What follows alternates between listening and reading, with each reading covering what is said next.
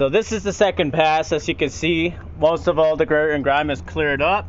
We let this dry out a little bit, and then we put our shine to make it look like a brand new car. And there you go. I'll put the results right after. So after we put our shine, this is how it looks. As you can tell, it's all shiny and looking like a brand new engine.